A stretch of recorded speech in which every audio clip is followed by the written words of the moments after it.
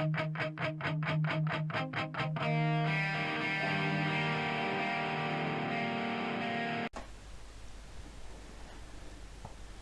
and welcome to another video. Some more pickups. Get all my pickups done, and I'll concentrate on a few other things video wise. So this one, Amstrad CPC, PS1 and even a PS2 game. Don't buy any PS2 games anymore, but, yeah, got one. This one completes the trilogy. Well, I think there was a fourth game with a different character, so I'm not too worried about that. And all the PS1 games complete the series on that system as well. So just something I did, you know. There's no way of putting it, it's just something I did. Wanted to do, done it.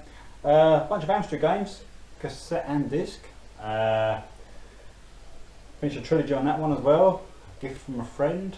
Some decent disc games, a couple of decent arcade conversions, a couple of dodgy specky ports, all coming up. Alright, I'm going to show. So the PS2 first then. Remember, going back like 20 years almost now, PS2. This game. Not sure which game I played first in the series, whether it was a demo, I don't know. But I had the second two, and now I finally got the third one. The first one even. Onimusha Warlords. Let me put it wrong around. Now this series is it's fantastic. It's quite bright when you see the graphics, but I'm sure you're aware of these games. I'll show you the other two as well. One here. There you go. Well, it's kind of similar. They do progress. Just the 3D environment and the ancient warlord theme, hack and slash. There's magic involved in that. I loved it. I never got very far in any of them. I'd love a week to just sit down and just play these games, and perhaps try and get some of it. But it's nice to get them all. By the way, if you don't know this game, it's on the Amstrad, Destructo, or the Island of Dr. Destructo. It's a budget game. Got it here actually, there it is, and it's absolutely fantastic. Probably my favourite budget game. I did my favourite Amstrad budget games a couple of years back now, and that's my top one. That good, it could have been a full price game, and it's better than a lot of full price games. You can change the sound on it as well. Got day and night, everything, 2-player. Anyway, back with what I'm doing. PS1 then. Yeah, back last year now, of course. All these purchases were basically last year, and had a bit of a PS1 phase going on again. You know, buying a few PS1 games. I think picking up them games from like the mid to late 90s or up to about 98. Some of them, because that was where nostalgia was for PlayStation. After the later years, obviously moved on to the like PS2 and GameCube, but back then, so PS1. So I picked up the second one of these, which I did have once before, and it actually goes for a bit more now. These starting to get a bit pricier. Pandemonium 2, all new psychedelic insanity. Now I'm actually a big fan, and I can still got the demo of this as well. Pandemonium, there we go. And I still prefer the first one. Preferred the character, the Nikki character, compared to how they grown her up, shall we say. Yeah, well, her boobs are a bit bigger, of course, I suppose, but it's a 2D straight 3D platformer, and quite early days, first Pandemonium, the PlayStation, you know, that and Crash Bandicoot and Spyro and stuff like that, and that set new levels, you know. All of a sudden then all the other 3D platformers come along, didn't they, and stuff like that. But Pandemonium, yeah, I enjoyed that one. Pandemonium 2, not so much, but just had to complete the set again. Right, next one then was a trilogy. I loved this back in the day, the original one. Again, I think it's the third one I've got, so I now completed the trilogy. Anyway, the third one is, I think I'm right, Colony Wars, Red Sun. Now when I first played Colony Wars, there's the other two, I was amazed by it. Filled in 3D, space shooter, missions, loads of shooting weapons, stuff like that. Because I think it was something the Amiga couldn't do, basically. I mean, it had lots of Wing Commander, but that was slow. Maybe it's the texture graphics, whereas this was full on polygon. And the PlayStation could throw the polygons around like anything. So yeah, To be honest, I've only played Colony Wars, not actually played the other two, but there they are, all three of them as well. Pleased to have them. And finally, now this time around, I've got the first in the series again. Had the others for years, and in fact, when I first got the PlayStation 1, the sequel was one of the first games my friend and I got for the PlayStation, because we used to share a PlayStation. We bought one together, and we used to do it every fortnight, take it to the other guy's house. We only lived like a quarter of an hour away from each other, so it weren't too bad.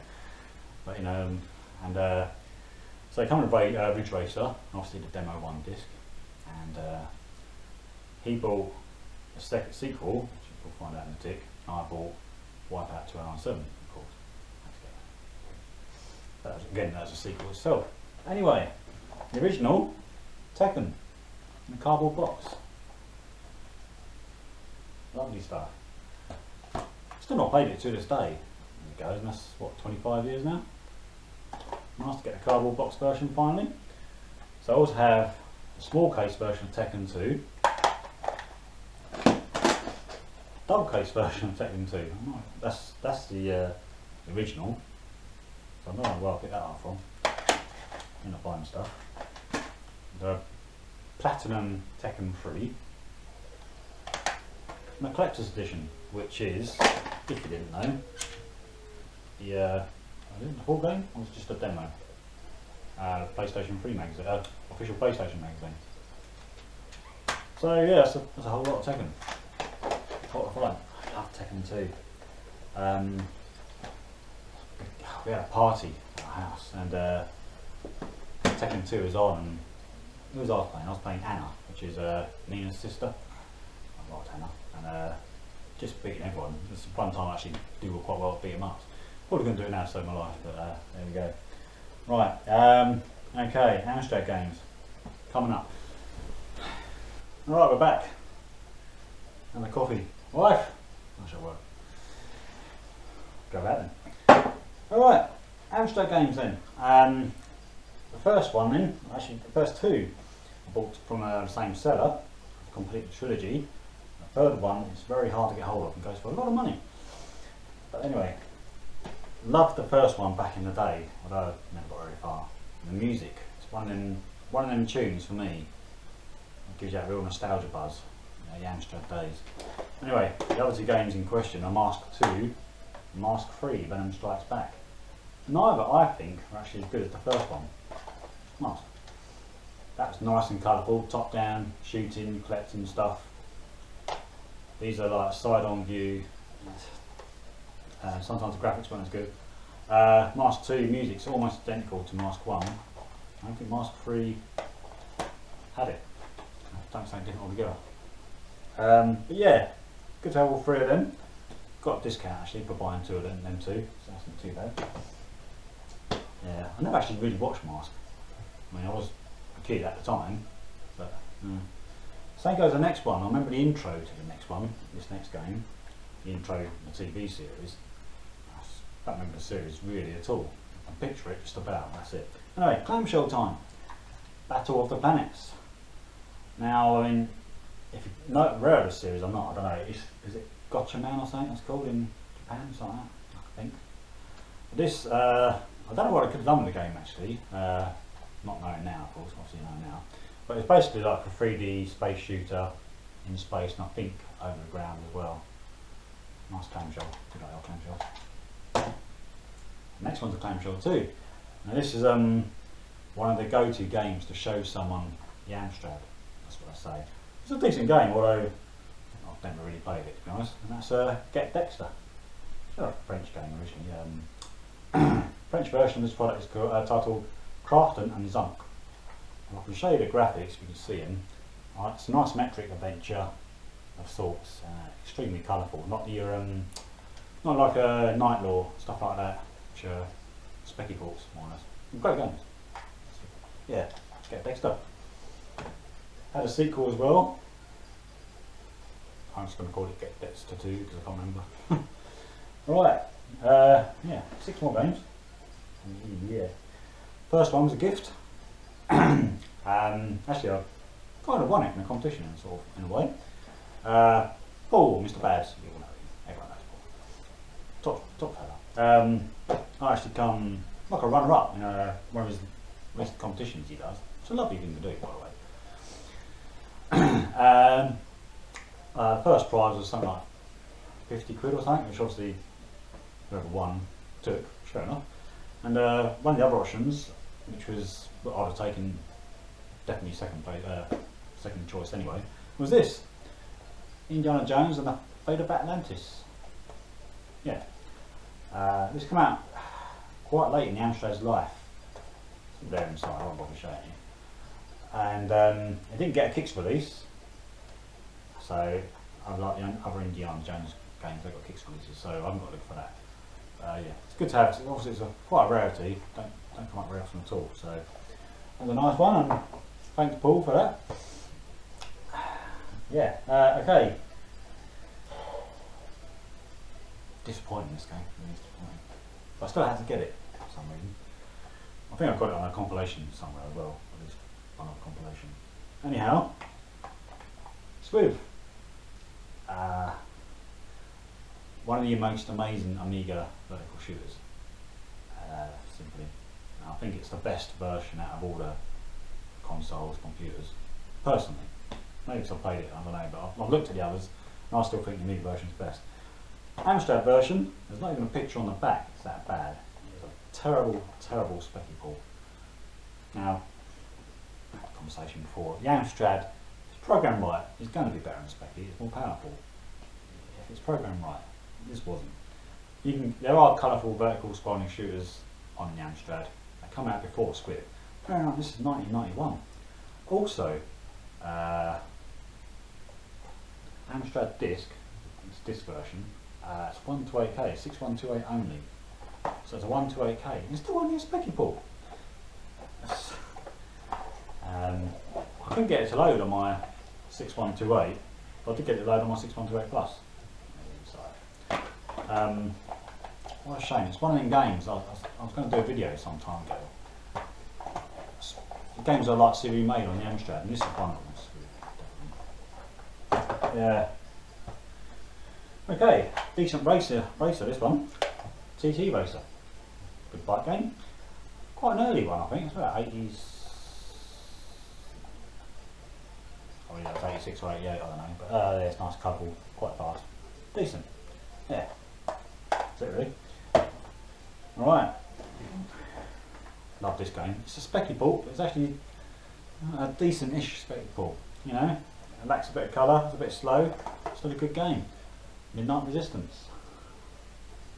Yeah, yeah, I enjoy this game. Same mod inside. No bag. The Ocean games often have bags, didn't they? But yeah, I can't see much on there. Cracks down bottom there. Yeah, it's basically a specky port. It's a running gun. I think I've played it with the cheat and it's gone through it, to be honest. But yeah, it's a good game. Pretty tough later on, so yeah, definitely a cheat. Okay, two more. Another specky port. Blastroids. I remember seeing this in the magazine thinking, oh, it's going to be brilliant. Just looking at that guy, you know, and see the colour pictures on the back, you know, see him there just about. And oh, specky port. Yeah, could have been a lot better, couldn't it? Sides. Shame. Not a terrible game, but you know, not time. Brain brother.